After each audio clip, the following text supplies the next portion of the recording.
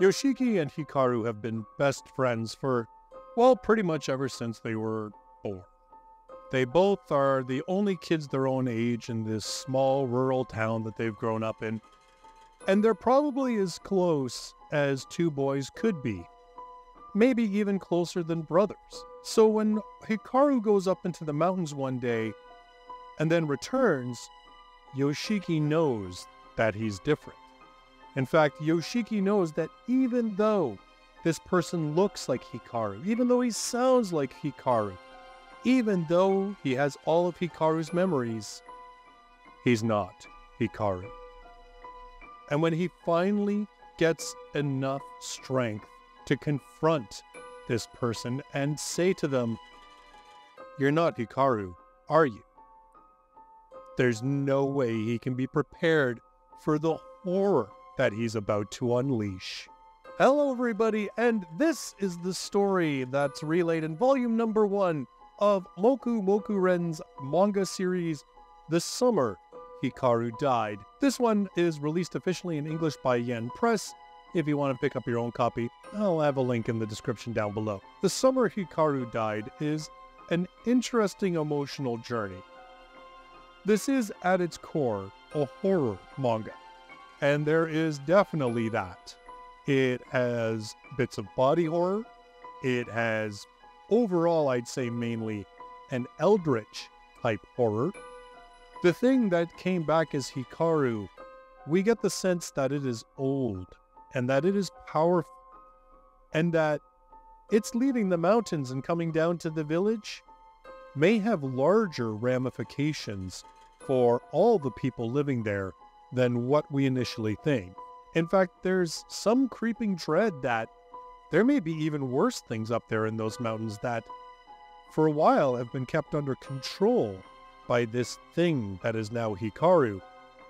But now that it's gone, what's going to happen? On top of that is the incredibly powerful emotional journey of Yoshiki. It feels very clear that Yoshiki's feelings for Hikaru run incredibly deep. Deeper than friendship, maybe even deeper than what he would feel for a sibling. There is definitely the sense that there is sort of a burgeoning romantic sense or feeling that he has for Hikaru that maybe even he doesn't really realize or can't really articulate.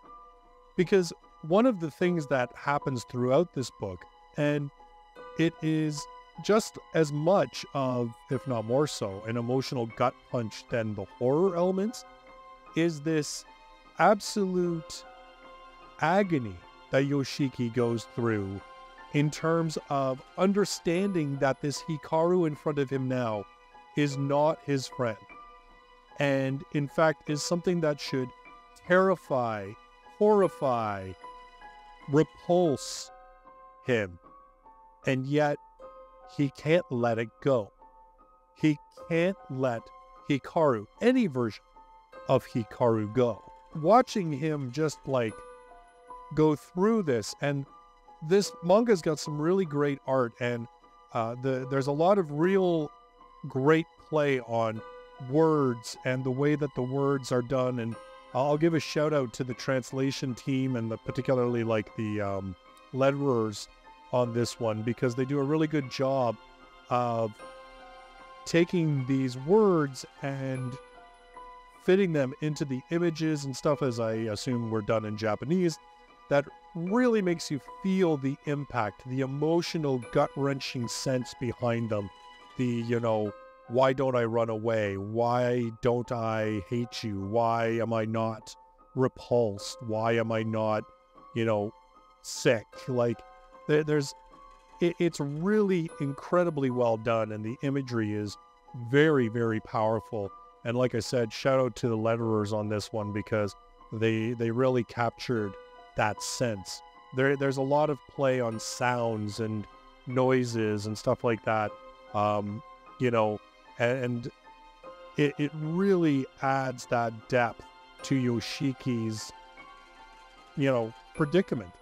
And the thing is with Yoshiki, like, there's also just this incredible sadness because you realize just how much Hikaru meant to him. And in the little flashbacks we get, and even from the feelings that this new Hikaru has inherited, it's very clear that Hikaru very much felt the same. It's just so kind of heartbreaking that you kind of get this sense that Hikaru is gone, and he's never going to be able to get that Hikaru back. You know, I don't know, obviously, I had no spoilers. I have no idea where this series is going, but, you know, it really makes you feel like, yeah, this is the way things are, and they're not going to change. And as I said, this one does a beautiful blend of taking these slice-of-life moments and just adding this level of horror, this unsettling sense of things being wrong. The mangaka does a great job with the art in terms of the facial expressions, the looks in the characters' eyes to really evoke things like these subtle changes in behavior. There is a lot to unpack in this one, and it is fantastic. I really enjoyed that there was a multifaceted and multi-layered emotional journey in this first volume. It isn't just a slice of life. It isn't just comedy. It isn't just horror, and even the horror elements aren't even one thing or another. You know, they're not like gross out body horror or just like crazy action paranormal horror or whatever. Like there's a ton of different layers and nuances to this. And like I said, even the relationship between Yoshiki and Hikaru, both versions of Hikaru, there's this very interesting and powerful nuance to that relationship that you can kind of interpret in a bunch of different ways. And, you know, I just really appreciated that there was so much depth to this book in terms of the experience of it.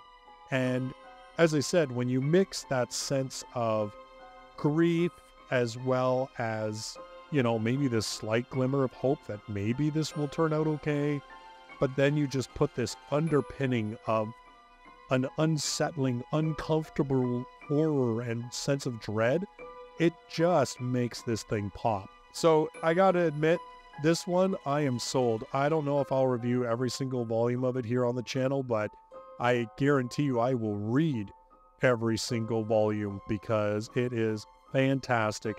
Now, I did get this one from Yen Press directly. I got like an advanced review copy, so you'll notice that some of the artwork I'm posting here has a Yen Press watermark on it. That is why I didn't steal it from Yen Press.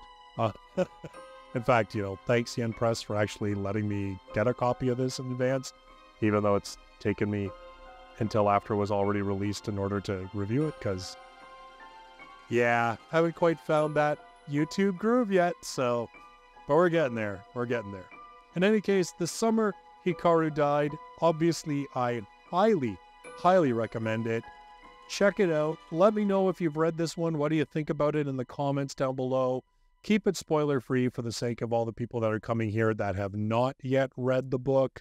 And, you know, are you as sold on it as I am? And speaking of being sold on things, hey, if you've watched this far in the video, how about giving it a big old thumbs up? Because I like to see that, and apparently so does YouTube as well.